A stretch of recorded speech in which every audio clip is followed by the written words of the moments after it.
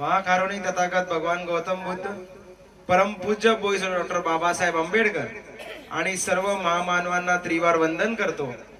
आज या गावामध्ये आल्यानंतर एक गोष्ट समजली की अख्ख्या महाराष्ट्रामध्ये जो बौद्ध समाज आहे, जो बाबासाहेबांना मानणारा समाज आहे, त्या समाजाला कुठेतरी आता फक्त बाबासाहेब जयंतीला हवेत, बाबासाहेब आरक्षणाला हवेत, बाबासाहेब कुठे सुखी सवलतींना हवेत आणि बाबासाहेब जेव्हा आम्ही अडचणीत येऊ तेव्हाच फक्त बाबासाहेब हवेत।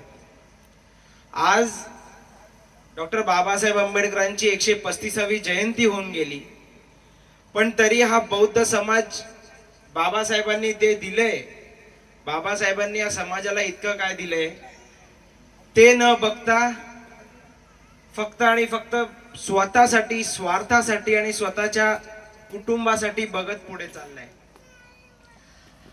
आज बाबासाहेबांचा पुतळ्याचं अनावरण झालं, त्याबद्दल ज्या कमिटीने आणि अख्ख्या गावाने जे कष्ट घेतले त्यांचे सगळ्यांचे अभिनंदन करतो आणि त्या सर्वांना एकच विनंती करतो की तुम्ही बाबासाहेबांचा पुतळा तर बांधलात, पण इकडच्या बाबासाहेबांना मानणाऱ्या वर्गाला, बाबासाहेबांना मानणारा जो वर्ग आहे तो कुठल्याही जातीचा असो, कुठल्याही धर्माचा असो, त्या लोकांना बाबासाहेब काय आहेत आणि बाबासाहेबांनी आपल्यासाठी काय केलंय हे सुद्धा समजवण्याची गरज आहे। आज आपण बघितलं असेल अख्ख्या महाराष्ट्रामध्ये, अख्ख्या देशामध्ये आणि अख्ख्या जगभरामध्ये डॉक्टर बाबासाहेब आंबेडकरांची जयंती साजरी होते, पण खास करून महाराष्ट्रामध्ये आणि या देशामध्ये डॉक्टर बाबासाहेब आंबेडकरांची जयंती फक्त साजरीच होते, पण बाबासाहेबांना दिवस दिवस आपण साजरा करायला पाहिजे। कारण की आपण जो घेतो तो श्वास आणि खातो तो घास हा आपल्या बापामुळे, त्या बापाला जर फक्त आपण जयंती निमित्त किंवा 6 डिसेंबर निमित्त जर आठवण करत असेल तर ही खूप दुर्दैवाची गोष्ट आहे। आज इकडे जो कार्यक्रम घेतला त्या कार्यक्रमासाठी जेव्हा डीजे वाजत होते तेव्हा पोरं नाचत होती, अख्ख्या वेगवेगळ्या गावातनं लोक आलेली, पण तेच जेव्हा इकडचे लोक जे इकडे उपस्थित झालेत मान्यवर, ते त्यांचं आणि बाबासाहेबांबद्दल त्यांचं बाबासाहेबांचं व्यक्तिमत्व इकडे मांडायला आले, तेव्हा आपले सगळ्या समाजाची लोक इकडनं उठून निघायला लागली। कुठेतरी आता हा समाज फक्त आणि फक्त नाच गाण्याच्या मागेच लागलाय आणि बाबासाहेबांच्या जयंतीच मनवण्याला लागलाय। आपल्याला आपल्या येणाऱ्या पिढीला डॉक्टर बाबासाहेब आंबेडकर काय आहेत हे वाचून दाखवायला लागणार आहेत। माझ्या वयातल्या सर्व मुलांना, मुलींना आणि खास करून येणाऱ्या सर्व पिढीला मी एकच विनंती करतो की आपल्या आई बाबांनी, आपल्या आजी आजोबांनी फार कष्ट केलेत, आपल्या आई बाबांनी, आपल्या आजी आजोबांनी आपल्याला डॉक्टर बाबासाहेब आंबेडकर काय आहेत हे समजवण्याचा खूप प्रयत्न करत आहेत आणि करतील। त्या लोकांनी बघितलंय की बाबासाहेबांनी किती कष्ट घेतलेत आणि त्या लोकांनी स्वतः सुद्धा त्या कष्टातून गेलेत। आज आपण जे घरात आरामात बसतोय, आज आपण सोशल मीडियावरचा जो मोबाईल असतो तो मोबाईल चालवतोय, हेच आपल्या आजी आजोबांना विचारा, तेव्हा त्यांना कॉल करायला सुद्धा एक फोन नव्हता। आज आपल्याला ज्या सुख सुविधा सवलती भेटतायत, रिझर्वेशन भेटतंय, आरक्षण भेटतंय, हे सगळं आपल्याला आपल्या बापामुळे भेटतंय। तर या युवा पिढीला एकच विनंती करेन की डॉक्टर बाबासाहेब आंबेडकर वाचायला चालू करा। भगवान गौतम बुद्ध काय आहेत, डॉक्टर बाबासाहेब आंबेडकरांनी हा बौद्ध धम्म का अर्पण केला हा वाचायला चालू करा। सोशल मीडियावरती तुम्हाला खूप फेक बातम्या भेटतील, सोशल मीडियावरती तुम्हाला भरकवणाऱ्या बातम्या भेटतील, सोशल मीडियावरती तुम्हाला फोनवरती अनेक अशा गोष्टी भेटतील ज्या तुमचं मन भरकवण्याचं काम करतील, पण त्याला कुठेच बळी न पडता आपल्या बापाचं कार्य केवढं मोठं आहे हे आपल्याला लक्षात घ्यायला लागणार आहे।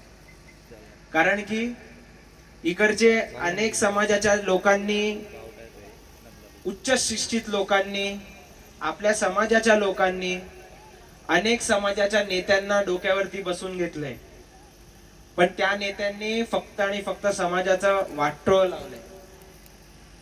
आता पण अनेक मान्यवर इकडे बोलले की आंबेडकर कुटुंबाला कसलीही गरज नाहीये. आंबेडकर कुटुंब आरामात घरी बसून बाबासाहेबांनी दिलेल्या संविधानाचं, बाबासाहेबांनी दिलेल्या अधिकाराचं स्वतः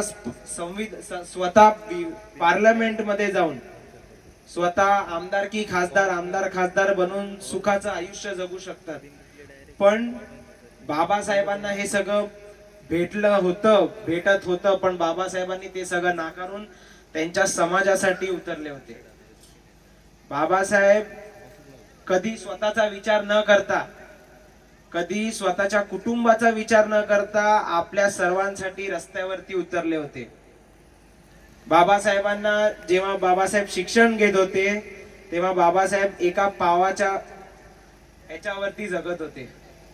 आपल्याला आजकाल खायला भेटतंय, आपल्याला दिवसभर फिरायला भेटतंय, आपल्याला एज्युकेशन भेटतंय, आपल्याला शिक्षण भेटतंय, आपल्याला नोकरी भेटते, ती फक्त आणि फक्त आपल्या बापामुळे भेटते.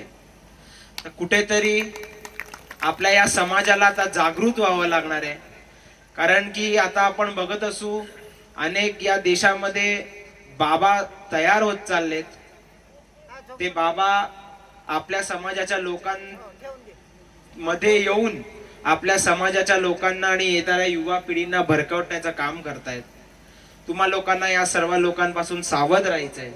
तुम्हाला बाबासाहेबांनी जे शिक्षण दिलंय, शिकवण दिली आहे, आणि गौतम बुद्धांनी जो आपल्याला धम्म दिलाय त्या धम्मावरती आपल्याला चालायचंय. आणि तुम्हा सर्वांना एवढी विनंती करतो की आपले जे आज सगळ्यात ज्यांनी पहिलं भाषण केलं